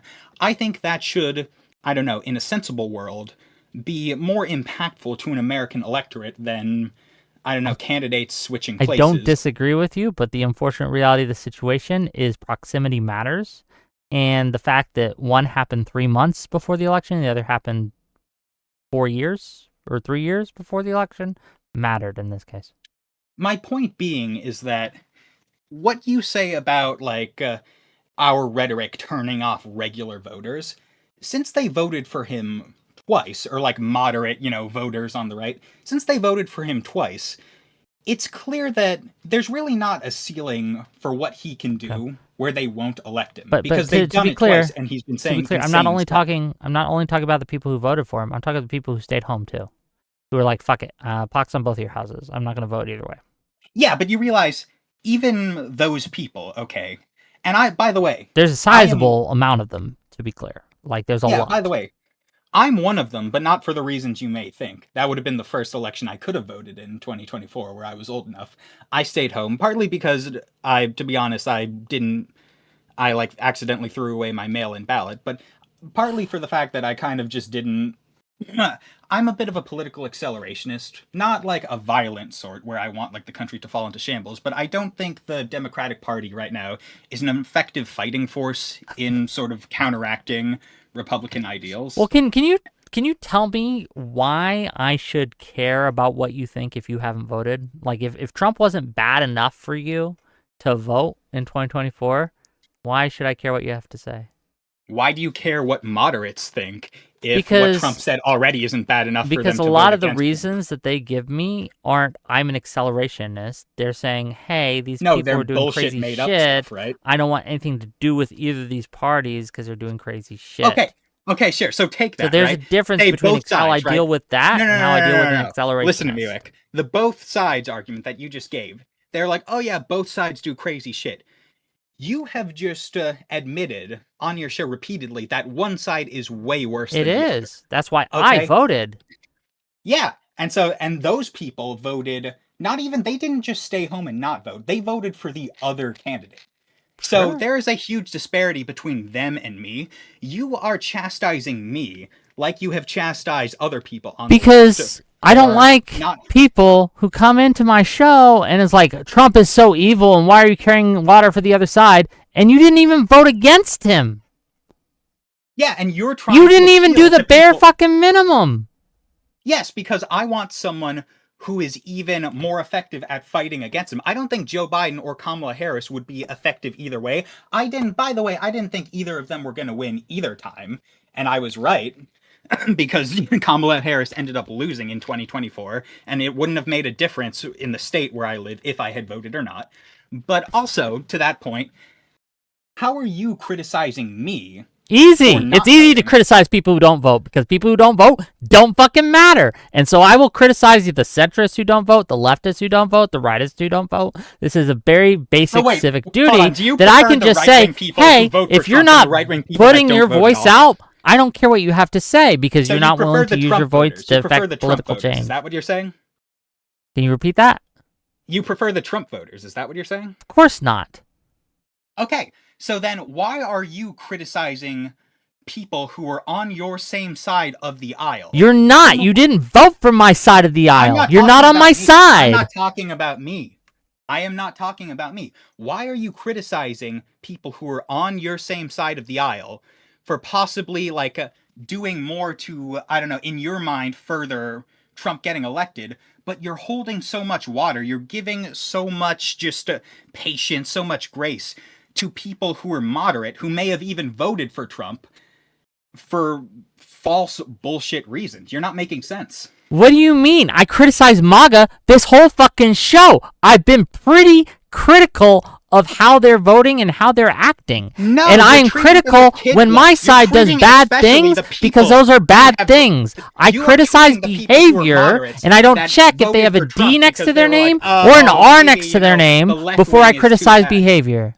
Wick, you're full of shit. You're not being honest. You just got done saying that you think there is a large amount, large enough to swing the vote, amount of people Who stay voted home for that Trump. shouldn't have, yes. Okay, or who voted for Trump in the first place and wouldn't have voted for Trump if the left was just nicer to them or if wasn't as extreme, when Trump was the most extreme candidate we have ever had in the history of the United States. Yeah, but see, this is why I can't take you seriously anymore, because you don't care enough to actually vote. So whatever you say about, well, you know, my rhetoric may persuade or my rhetoric may not persuade, you don't care about the outcome of the vote. You have another guiding star that you're going towards, whereas my guiding star, the only thing I'm trying to do, and I admit I'm being pretty fucking ruthless about it, is to make sure that my side wins because my side is morally superior, fiscally superior, and just better than the other side. And so I will do or say actually defend within your the truth, points other than criticizing my voting record. Do you care to actually defend your points? You keep I saying, am defending my point. I No, criticize you're not. bad You're just actions that will ignoring get us less votes. But they don't get us less They votes. do get That's us the less thing. votes. That's what They we've mix it seen. up. We have not seen that. Absolutely not. You are making stuff up. You I'm are not making extrapolating stuff up. falsely. We can look You at the are. things that people said about Trump or said about MAGA. We could look at the deplorables comment. Do you think that, again, without the deplorables comment, I am convinced Hillary would have won that election? You are insane if you think that, first off. Why? Secondly, We can see a drop in her poll numbers immediately correlated to that. Why am I Because- insane for using data instead of vibes in order to make my political analysis? because you aren't using data. I am. You're We using could look data. at the No, poll you're data. not We could using look it at what she correctly. said when she said it. We You could look at are the not effect on the using it electorate, correctly, and we Wick, could and look you and we know could you're not post that using it to the correctly. eventual general election results, You and we can make are inferences based on this attributing data. Drops in support for Trump. You're into just things that yapping, are but you're not responsible. addressing any single of my points. No, you're not. Refute You're that talking point. over me, and you're not letting me talking to you. I'm saying I just said you are using data wrong. What you are doing is you are attributing drops in support for Trump or drops in support for Hillary or whatever to things that aren't actually what they were, to things that actually weren't responsible for that drops. Just like you're doing with the right now when you're seeing a drop in, Republican support for the midterms and support for Trump, his general poll numbers. Okay, instead of Hillary's numbers dropping right after the deplorables comment, if you're saying that the deplorable comment did not lead to that drop, what did? I don't remember what the You don't exact remember. timeframe of it, You're just but I again. No, you but don't let me know. finish, Wick. Jesus You Christ, don't let me know finish. because you haven't Let looked me at it. finish. You're not going No, based off Wick. data. You're going based Stop off yapping, vibes. you old You are man. post hoc Let me rationalizing talk. your argument, The old and you boomers can't have had deal with enough this time point talking. It's time because for you it to sit refutes your down, point. Go to bed, go to the nearest nursing home, and let the young people speak for once. All right. Anyways, I was saying I don't remember the exact date of when that happened, but I do remember a whole lot of what Republicans were saying during that time, and I remember it's one of the other things that they just make up. The context of her basket of deplorables comment, they made it seem like she was like calling every single Republican like a horrible thing. They blew it up into something it wasn't. And so it's like what you were saying. We were talking about ammo and how they make stuff up. Do you remember how you used an example where that guy on Twitter, he was saying, oh, look at what this one left-wing person said about Charlie Kirk's death. And then they saw that he didn't actually say anything. What she was saying was not nearly as bad as what they were making it out to be that she said. It was another case of them making stuff up, blowing things out of proportion. And I disagree with you that if she had not have said that, that would have resulted in her winning the election. The election was razor tight. If not that, if any of several variables had changed, the election would have been flipped. That's one of those variables that could have changed, that the election would be flipped, and we wouldn't have had to deal with Trump. But people wanted to be so mean, right? And defend that comment because it wasn't just her saying that. It was the army of people defending Wick, it. so Even the is that even they the can say even the whatever the crazy hell they made want. version of that. Your Right? point is they can say whatever the hell Again, you they just want. not let We me can't talk, say- right? You just keep You talking just over me. You interrupted me keep yapping 13 because you times can't in a deal row. with my point, so you have to You just filibuster. interrupted me That's 13 fine. times in a row, What and do now you you're mean bitching 13 that I'm times in a interrupting row? you. I'm stopping you You from just interrupting did. me just fairly. You were very talking over me easily. so much, and now But you're getting at mad the that I'm at the end of the interrupting day, you know why I am the end of the allowed to day. talk over you? It's because I actually fucking voted. That's why I get to talk over you, and that's why I matter. That's it. Right? If you don't vote, you don't matter. That's the rule. I don't care. I don't give a shit. Especially if you're going to come in here and talk about my rhetoric carrying water and helping Trump and things like that when you didn't even do the very bare fucking minimum to oppose Trump. The bare fucking minimum. I am ruthlessly with hawk-eyed vision focused on winning the midterms and then winning 2028. And so I will do everything in my power, right, within the realm of truth. I'm not going to lie, right? But within the realm of truth, I'm going to do everything in my power to make sure that I boost up voices that I think will help us and that I contend with voices or behaviors that I think will hurt us. And one of the behaviors that is absolutely going to hurt us and get us less votes and get us further away from our goal is by engaging in the same behavior that is hurting MAGA right now. You're seeing what's happening to MAGA right now, right? And the rhetoric they're using, and they're losing across the board. And you're thinking, well, we want to do the same thing that the losers are doing right now. Why would you ever do that? It's crazy, and it makes me crazy. Hello, you're live. Hey, Wick. What's up? We were talking in the little chat room, and I don't know. I feel like my big issue with how you want to approach things is not seeing the danger that's coming. I agree. As Democrats, we should be better. We should, just speak the truth. And I wish that turned to votes, but 2016 and 2024 proved that wasn't the case. Okay, 2016 was off of 2 terms of Obama.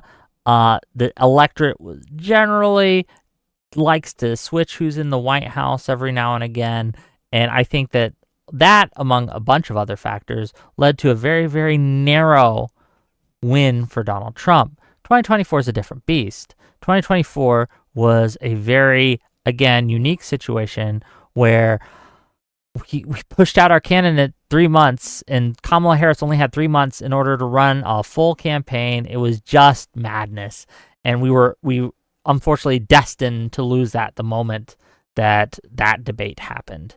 And you know the debate I'm talking about.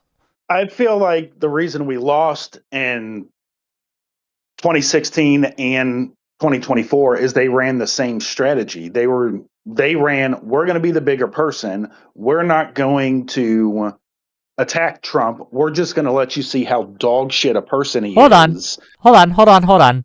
You don't think that our strategy in 2024 was to attack Trump? I did not see a single Kamala Harris ad the entire time she ran. Not a single one. Well, I don't know what your state you're in. That's possible if it was not a swing state and things like that, right? But this idea that the left, if they had just put one more op-ed out about how Trump was bad, that perhaps we could have won that election. What do you mean? Like that's all. That was our strategy on the left. Is we're going to attack Trump. That was their strategy. I never saw a single thing from the Kamala Harris campaign that was I'm Kamala Harris and I approve this message and crap like that. I never saw that, and we let them lie over and over and over and over and over again. And people believe, that's why I'm concerned about being the bigger man now, is when it becomes crunch time, all they have to do is make something up and Trump wins again. or the Republicans win again. Whoever No, MAGA I deems. disagree. They've tried to make things up in 2018. They lost. They tried to make things up in 2020. They lost. They tried to make things up in 2022. They lost. This isn't a tactic that works most of the time. It works only in very specific scenarios. And one of those scenarios that it can work is when the left is caught lying, which happens, unfortunately. And I wish, here, if I could change the left, there'd be two things that I would change fundamentally about the behavior of the left. One, stop lying just because you think you have a good cause, right? I think that one of the things that they lied about close to the election was Trump made some offhand remark about Liz Cheney. And everyone, Pisco, a bunch of others went crazy saying, oh, Trump's calling for Liz Cheney to be killed, to be shot. And if you looked at those comments, and I'm no fan of Trump, that's not what he was saying, right? They just kind of made that up. And if you have a situation where both, like, the general public is seeing the left lie, it becomes harder to draw a distinction when the right lies more. Even though I'd grant you, the right lies more and worse. I get that. Well, but that's where that lie, that's one of the conditions under which Trump just making stuff up works, is when the left also makes stuff up. The right and the center believe the lies that the right tells. I had yesterday, I had a doctor tell, he still believes the kitty litter story that Joe Rogan talked about. He was in my office for 30 minutes talking about it. I go, that's not true. That didn't happen. And still believes the kitty litter story. Everyone, and I'm surprised nobody's called him out on this. Everyone talks about the Kamala Harris is for they, them, Trump is for us. No one actually looked into what that quote was. Kamala Harris said, I will stand by what the law says we should do about trans people in prisons. And by the way, Donald Trump is the one that signed that into law, was the full quote that when they asked her about people transitioning in prisons. And all she said, all they put on the ad was, I will stand by what the law says, and it says that people can transition in prisons. No one looked into it. Nobody checked. I saw that thousands of times during the run up to the election. And again, I never saw a single, and I live in a swing state. I live in Ohio. I didn't see a single Kamala Harris ad the entire run up to the election at all. And I just feel Do you think like, that maybe maybe the fact that you didn't see a single Kamala Harris ad in Ohio might be a reason that Kamala lost? Right. I mean, that's my point. They didn't attack Trump. They didn't put anything to combat anything that he was doing. Oh, hold on. Again, They just sat there. As someone who lived in Pennsylvania, I promise you they ran attack ads on Trump, and the left in general. That was their messaging, is we're not Trump. And it's, again, wasn't enough in that election. And it needed to be, my advocacy here is we focus on affordability. We focus on what we can do for the American people, because there's a lot. We can fix many of these problems that plague the American public, that the American public cares about. We absolutely can. We can't solve it all with a magic wand, and some of these problems are going to take longer than others, and not all problems are solvable. Some of them are kind of intractable, but there are many issues on which the Democrats are just better policy-wise, and we have to be able to communicate that, and we have to be able to sell that to the American public. And I think that we could just agree. Can we just agree that Kamala failed to do that? She failed to sell her messaging to the public. Absolutely. Yes. So my advocacy here is that my claim that I'm making is that one of the reasons that she failed to do that is because many of her surrogates spent most of their time attacking Trump. Again, I didn't see any. I mean, I still watch, TV. I'm not terminally online and things like that. I mean, I have a Twitter account, but I can't remember the last time I I don't go on Twitter. I'm a YouTube guy, and I watch local TV and things like that.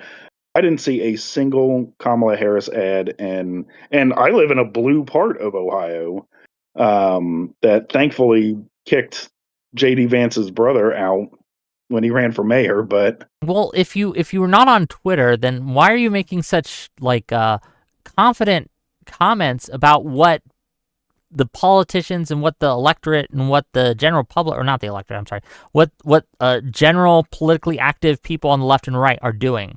Like, I would it may be see my to you, age, I would see but to you that Twitter is the just X is not bullshit. representative of the general electorate, but what X is kind of representative of is the very politically active left and right.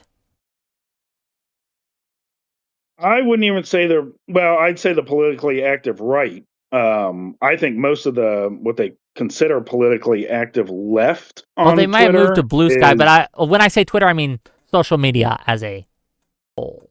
Okay. Sorry, I'm that's not. I should be more precise. I don't know because none of the stuff that, and maybe you're right. Maybe it's just they need to message better, but I don't know how you can compete with just blatant lies that everyone just accepts. I watch a lot of your stuff. I watch like Counterpoints and Destiny, and I've even seen like Hodge twins and things like that. The vast majority of the stuff that the right is telling people isn't true if anyone looks into it. But now it's been years of no one combating it. Like masks don't work. Masks do work if everyone uses them.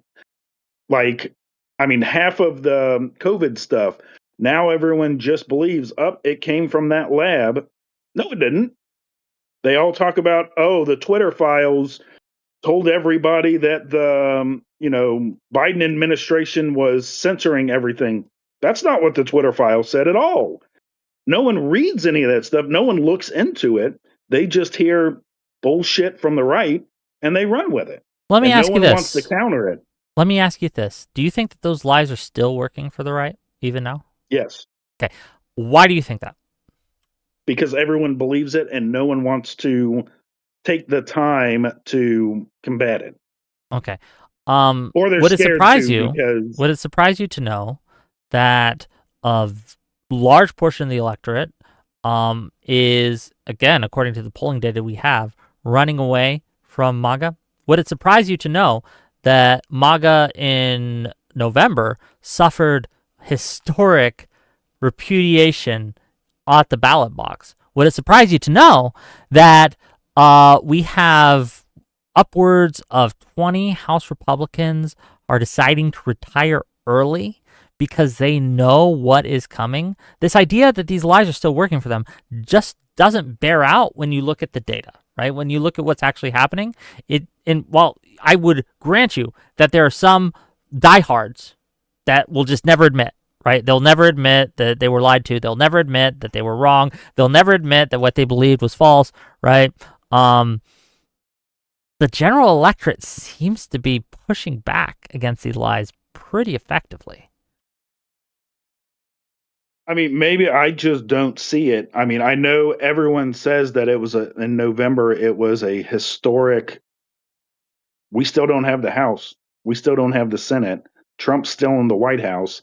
All the bullshit they want to do is still going on.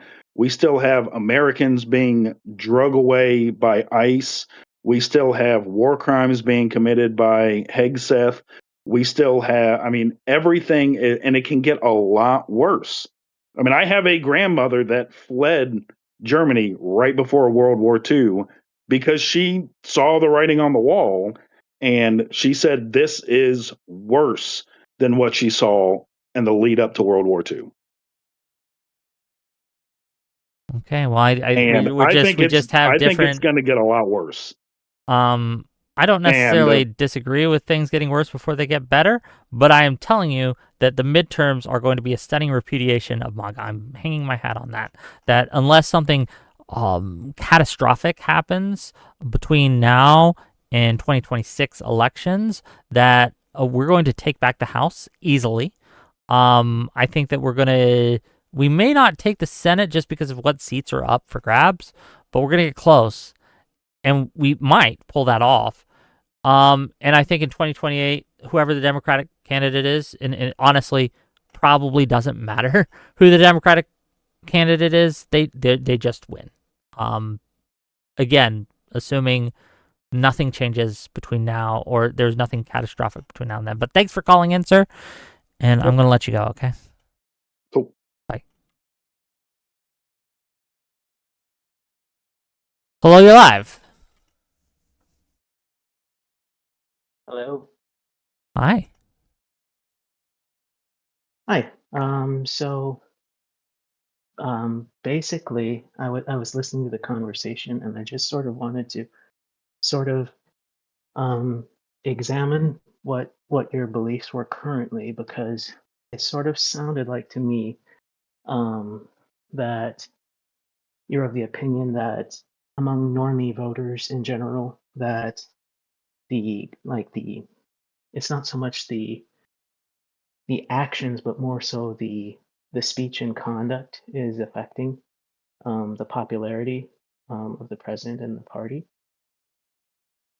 Is that a sort of correct Can you repeat that, please? summation? Can you repeat that, please? So your opinion is that the plummeting popularity levels are due to people who are basically like normie independents who are taking issue with like the speech of the president. I like think the speech and conduct is part that of it. close to the mark? Part of it is, not all of it, right? But it is another arrow that this hit them. It may not be the one that kills them, but it is weakening them. Does that make sense?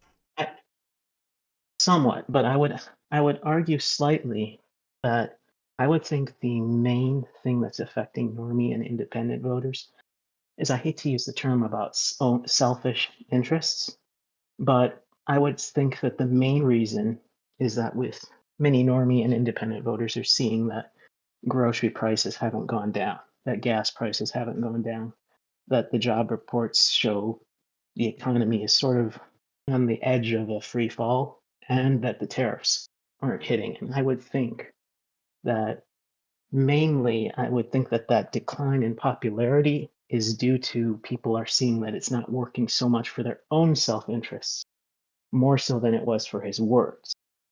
And the reason I say this is because in 2016, the platform that the president ran on wasn't that different from 2024. So he ran on things like mass deportation. He ran on things like attacking the media. He ran on the idea of America First, repealing Obamacare. He ran on the Muslim ban. He attacked like people like McCain and the Khan family, who were that Gold Star family who lost their son in combat. And so I would think that there's really not that much difference from his campaign back then. And then the funny thing about it was that when he ran in 2020, that was the first time that the RNC didn't even have a plank. They just basically said that the platform was whatever he said at their convention. And so I guess my argument is that I think that normie voters were sort of fooling themselves to expect that it was something different. And I think a lot of it unfortunately had to do with not just the post-COVID inflation, but a lot of it had to do with vibes more than actual difference in behavior in terms of improving. Well, if you believe that a lot of it is based on vibes, then surely you would cede to me that someone's rhetoric can change the vibes and affect the vibes and influence the vibes, correct? I would think, generally, I would think that would be true. Yes. There might be some exceptions. Yes. I think that Trump MAGA at least, is no exception. I think that the reason that the rhetoric wasn't taken seriously in 2016 is because of the people who Trump surrounded himself with in 2016. They were of the more, don't worry, we'll keep him in check, gang. Don't worry, we'll make sure that he doesn't do too much damage. He was contained in a way in his first presidency that he is no longer contained in. And I think that think people so. saw the results of his rhetoric and his results, even though they were largely good, right? And for the economy, right? In 2020, he got beat. He got beat because, again, his rhetoric is a malice. It is not a bonus, right? It hurts him. If his rhetoric were smarter and better, he would perform much better than he does. But would you at least cede to me that his rhetoric does hurt him? I would You say may not think it's a sometimes decisive yes. hurt, No. a decisive I'd say factor, sometimes yes but and sometimes no. he even just by a percent or I two. would say on the local scale, yes. In What do you mean terms by of local scale? Can perhaps like, you? so I would mean in terms of like city and state elections, it definitely does cause an impact. I would think nationally, his rhetoric, as seen by the election last year, didn't have too much of an impact on himself. But I think that if you look from a statewide, that's more where you see how it can have a negative impact on people in his party. If you understand what I'm getting at, I do. it's I just don't it's not agree. necessarily. I think that. Okay, well, Go on, please.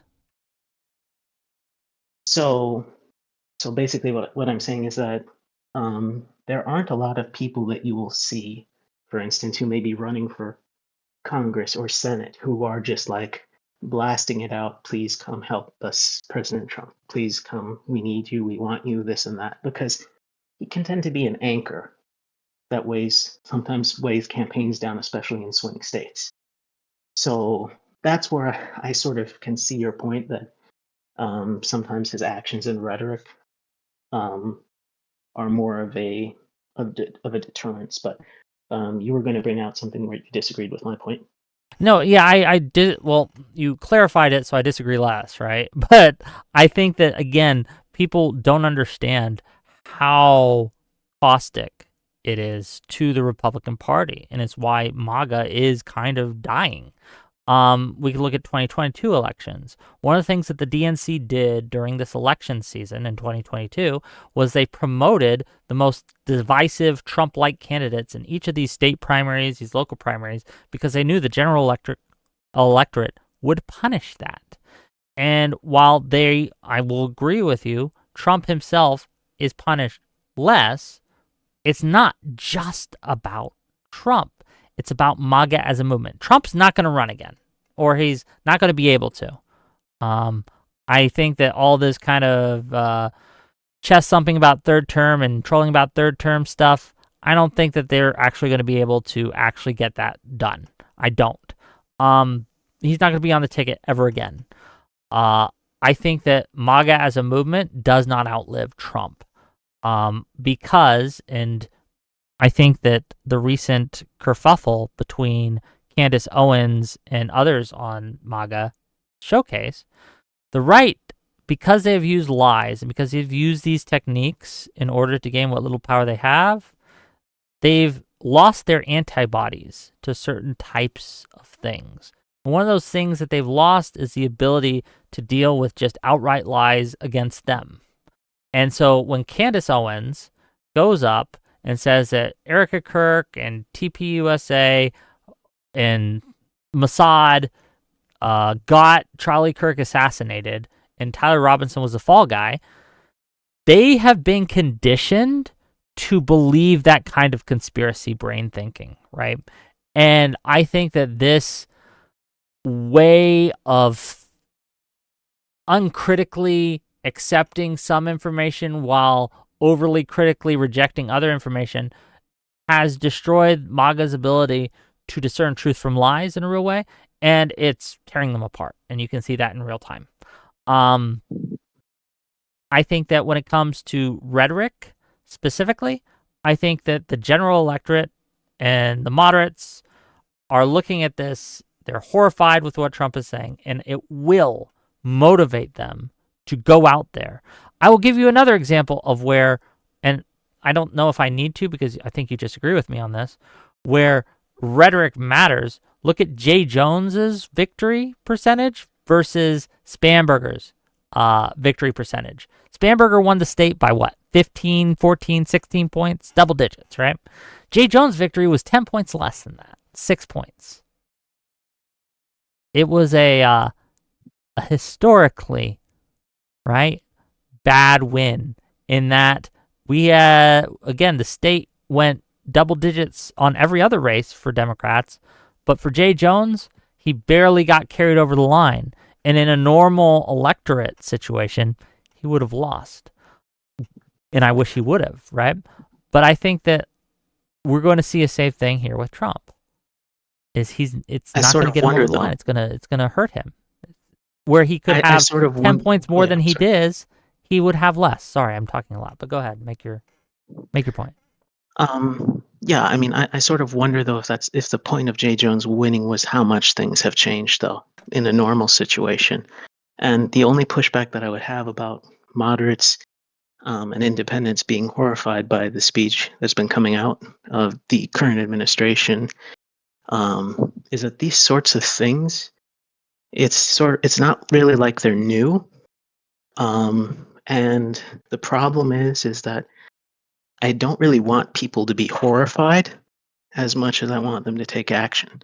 Because, for instance, from 2021 onward, and especially last year, all during 2024, there was a lot of horrifying speech, but people may have been horrified, but they may have held their noses and voted that way anyway. And that's the thing that concerns me because, for instance, many people that I know of who were independents or moderates, they may have voted, for instance, Democratic or independent down ballot, but a lot of them at the top of the ticket, they checked Trump. And a lot of them, they did mixed ballots. So they didn't vote one party line down everything. So that's sort of like what concerns me because speech can be awful to people, but if you sort of get what I'm saying, talk is cheap if they don't act on it. If they say, yeah, this is bad, but, for some reason, the vibes for Kamala aren't working, so we're going to go with it anyway, then it's like I would almost rather them keep their horror at the words if they don't act on it in a meaningful way, if that makes sense. No, I think people should act on how they should put their feelings into deeds in this case when it comes to voting. I agree. I don't disagree. But thank you for calling in, man. I'm going to let you go, okay? Thank you. Hello, you're live. Hello. I just wanted to say I agree with you on most of your points that you made, but I have one thing I would like to address, and that is when you said reasonable MAGA that exists, and I personally don't think that can be a thing. I just don't. You know what? I'm getting more and more on your side on this, to be clear. Again, this guy, just to let people who may not have heard, there's a man on Twitter that I considered a pretty reasonable MAGA voter, right? Just able to discern truth from reality and things like that. And I lost a lot of respect for him today just because he used a flippant statement someone made negatively about Trump's post, to be clear, and then used that as a way to announce that they no longer care what Trump does. He can do anything because of someone on the left was mean. And I'm getting more to your side on this as like, okay, maybe I just thought he was reasonable, but maybe I was wrong. Maybe he wasn't, because that's not a reasonable reaction to any of this, right? I just feel like the more time goes on, the more I realize we really just can't be civil with these MAGA types anymore. Hold on, what do you mean can't be civil? I don't mean we should murder them all. I just mean we shouldn't be sane washing them or trying to excuse their actions it's just a different opinion. But these different opinions are hurting people, and it's getting stupid now because Rob Reiner was murdered and they're still supporting Trump even after saying, yeah, he died because he had TDS. I'm the best president of all time. It's fucking stupid. It is so ridiculous that that your country has gotten to the point where, like, that guy can literally say something like that, just something so insensitive and despicable, and just like, yeah, that's just Trump. He's just like that, you know. It's like, no, there's got to be a point, right? There's got to be a point where you just say no more, and you just like actually disavow. Well, there's a lot of people who are doing that. And they're doing that not by Twitter posting though. They're doing that at the ballot box. Okay. And that, Matt, look, to be clear, I don't care. Look, if you put a choice before me and I got to choose and it was either they make a disparaging post of Trump saying that they're leaving and quitting MAGA forever on Twitter, or they vote against MAGA in the next election, I'm pushing the vote against MAGA in the next election every time. 10 out of 10 times, right? If they do that, then, like, good. And because a lot of people, look, I get it. A lot of people don't want to come out publicly and admit they were wrong. So they will publicly maybe not say shit and keep their mouth shut and just grumble. But as long as they vote against the guy, they can do that. And I don't care. Okay. And the evidence I'm using here is, again, the special election results that we've had all year and November 4th results. And I can see a massive shift from Republican to Democrat, like double-digit shifts. And almost all cases. I just wonder how this is going to, like, affect the midterms, because, like, you've got him, like, saying this horrible shit about Rob Reiner. And I'm just wondering if, like, this is actually going to affect him, or if it's just going to be the same as usual. It's like, yeah, I'm still winning. I can say whatever I want. I will still win. Well, he can say that, but he's not winning. He's losing. So fair. He can yap as loud as he wants. Go suck Bill Clinton's dick for all I care. Oh God, I don't want to think about that. But I don't know how big of an effect this will have, because recency is an issue in politics. We'll see 6 months. If this had happened 3 months before the midterms, it's going to have a bigger impact. The thing is this isn't going to stop happening. Trump and his ilk have doubled down on this. They've hung their hats on this. They are not changing their ways. And this is going to continue to happen, and it's going to continue to drive people away from MAGA.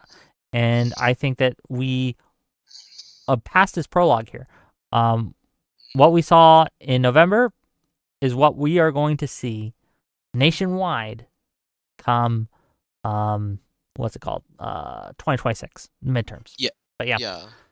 Thank you, sir, for calling in. I appreciate you. And have fun in whatever European place you are, okay? Goodbye. Bye. Good. 再见, Biazman. Oh, look at the time. It's 8 o'clock. Did you guys enjoy the show? Did you guys have fun? You guys like my righteous indignation and my tete with my callers? Did you enjoy the commentary? I hope you did. Hit that like button. Hit that subscribe button. If you want to support the channel, it would be appreciated. What you have to do that is give me a super chat or something. Gift subs on Twitter. All these things help me keep the lights on. Help me keep giving you great content. We got Christmas coming up, so we're going to have a little less content than normal. But this week, we still got some great things coming up. My Wednesday show, one of the people might have backed out that was important to it, so we'll see. But Thursday, we're having Doobie versus the World. Come join, come see, come look. That should be fun. And then on Friday, we're going to have Owlish versus Kung Fu Joe on feminism and whether women should have the right to vote, whether it was a good thing that women got the right to vote. It should be a fun discussion. Tune in. It'll be great. and I hope you enjoy it. Okay, with that said, who is live? Oh, let's go say hi to Prime Kai.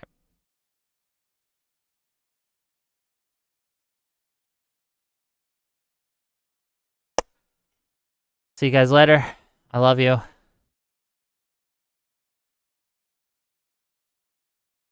Sexually. I love you all sexually. We're all gonna have sex later. Okay, I'll talk to you later. Bye.